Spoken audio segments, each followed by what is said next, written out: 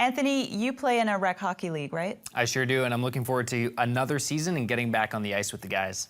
Well, it's great that you hang out with your team and you're physically active, but have you ever had to deal with a medical emergency in the arena? A few, nothing too serious, but a couple trips to the hospital, yeah. Well, it's glad that it hasn't been anything serious, but how about cardiac arrest or a heart attack? Would you know what to do? I remember some of the basics of CPR that Ottawa presenter Dave Brown learned last year from the Ottawa Paramedics service, and we shared those right here on the show. Well, Dave wanted to know more about what to do in a medical emergency, particularly using an automated external defibrillator. He caught up with Public Training Officer Liam Vanderbrack of the Ottawa Paramedics service, who explains why an AED is vital in a crisis. When it comes to a sudden cardiac arrest, we realize that seconds count. So whether that's bystander intervention, 911 calling, even applying AED and starting the CPR sequence, it's essential that we put them in these high flow public areas where a cardiac arrest is most likely to happen. So when those seconds do count, they're met with the AED in place. Liam takes me behind a gurney. He describes the case that contains the automated external defibrillator. So when we pull the AED out of the wall enclosure, we're going to notice it's in a black carry-on case. It's there to protect it from drops and spills. However, it's very easy to access the AED. All we have to do is open up the front two zippers to expose the lid of the AED. Okay. The pictures here on the AED are going to describe to people what they should do before opening the lid. So this is trying to wake them up and calling 911, which we did in our last lesson together. And the next step, of course, is to open up the AED and get it going. So we're going to open up the AED. Okay, we just remove the plastic fronts. And out comes two pieces of equipment. We have the set of pads, which are typically in a very large white envelope with a red handle. You can use that to rip it open. I've already done that for you today for our training purposes. Make things a little bit easier. Take Exactly. the errors out of my possible ways here. That's a good idea. Make it as easy as possible for everyone. We also have an accessory pouch. The accessory pouch is sometimes within the lid or can be in the back of the pouch here. Okay. But this accessory pouch does contain tools that we may need to use in order to get direct access to the patient's bare skin on their torso.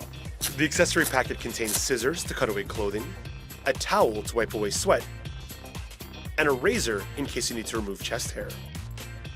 So once we have access to the patient's bare skin, we're gonna rip open this white envelope, right, to expose the pads. When the pads come out, they are in what's called a one-pad system. The pads are all attached by styrofoam, right? And they all have clear markings of where they're supposed to go. And the X that marks the spot for CPR is also elevated, so you know where that needs to go when someone's performing CPR on the patient. And to find that spot where the X is going to go, we talked about this last time, that we're finding the shoulder and nipple line and then moving to the center of the patient's chest. Correct, so we're starting from the shoulders, moving all the way down to the armpit line.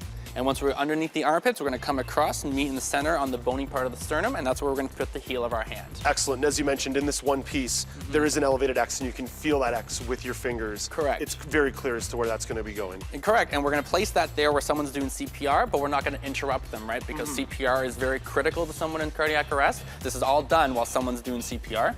We're gonna be waiting for that opportune time, right? 26, 27, 28, 29, 30. We're gonna slip on in, and we're gonna place where the X is marking the spot, and they're gonna continue CPR.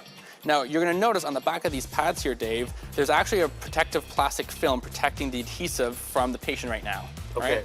And these are labeled with numbers and additional tabs on the side to be easily removed when we need to apply the pads to the patient. That's right. There's the red arrows, but not only are they bright and colorful for someone like myself with low vision, they're also marked and elevated on there. So you can, even if you have no vision at all, you can easily find where that spot is and remove this protective film. That's very true. So once we have these in position, right, and someone's doing CPR on the patient, I'll get you to go in here and remove the number 2 tab for me. Okay, perfect. And I'm just pulling it straight.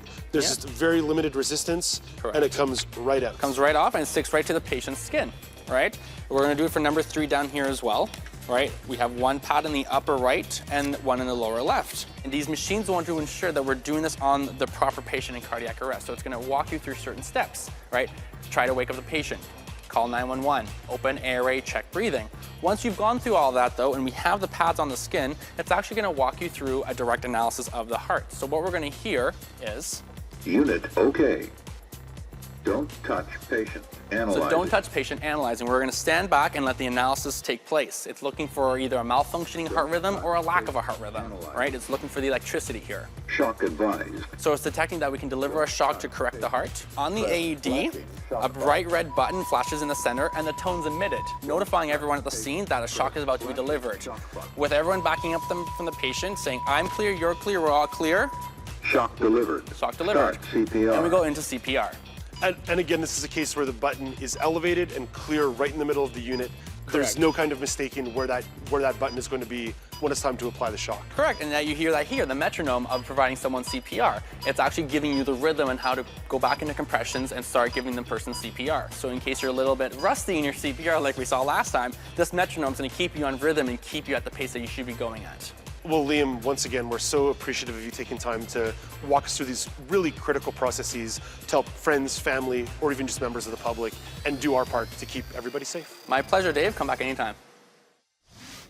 That AED was not as intimidating as I thought. It seems relatively straightforward for how important of a tool it is in saving someone's life. Well, I think a lot of people, when they hear the word defibrillator, think of doctors on TV with the big metal paddles yelling clear and placing it on the patient's chest. Sure, and Dave asked the folks at the Ottawa Paramedics about that. That kind of defibrillator is used in ambulances and hospitals, but they are more complex and offer more functions than an AED you'd find in a public place.